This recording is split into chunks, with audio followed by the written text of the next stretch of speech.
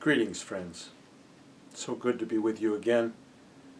You know, my sense is that we live in apocalyptical times. Now, this does not mean that the world is going to end tomorrow. It does not mean that fires and floods are taking over our lives.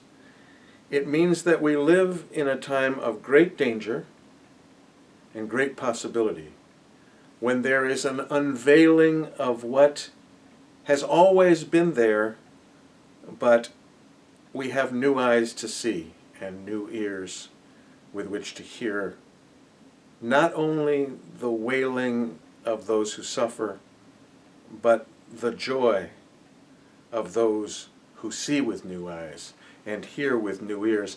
It reminds me very much of the story of Deuteronomy and of King Josiah, who was king at a time when the Israelites returned from the captivity in Babylon and found their capital at Jerusalem destroyed and in ruins. And Josiah knew he was ruling over a broken nation, a nation which had, for its first 40 years, wandered in the wilderness and then spent 500 years establishing an identity, building a kingdom, and then been driven into exile, and were now returning, and they needed something new. They needed new ways of being. And the old story is that the king was searching through the rubble and found a book. And in the book were laid out the laws of the Israeli nation, the nation Israel.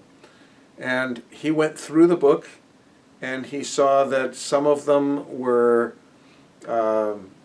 outdated, and some were overly influenced by forces that he did not appreciate, forces that seemed impure to him.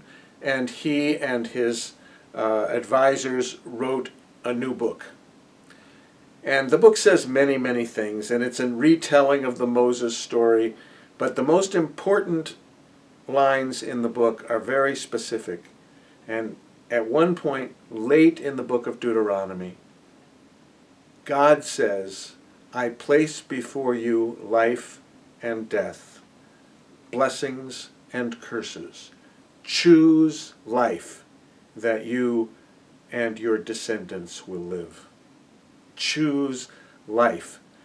Our work now is choosing life. Quite literally, our work is choosing life in embracing the necessary precautions that we don't become carriers of COVID-19 and that we protect ourselves as best we can against it. The bottom line in Deuteronomy and for us is that by preserving life, we preserve possibility. We maintain the likelihood of human creativity and of a world more fair, more just, more loving. Choosing is my message for today. Choosing. We find ourselves over and over again recognizing that we have far less control than we would like to think. But we can control the choices we make. We can choose life.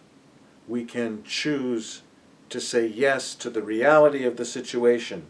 And as we say yes, to cultivate kindness and compassion through consistent spiritual practice. We can make choices, friends. Our faith confirms that fact in us on each and every day. It matters what we choose. Choose life and life abundant. Thank you.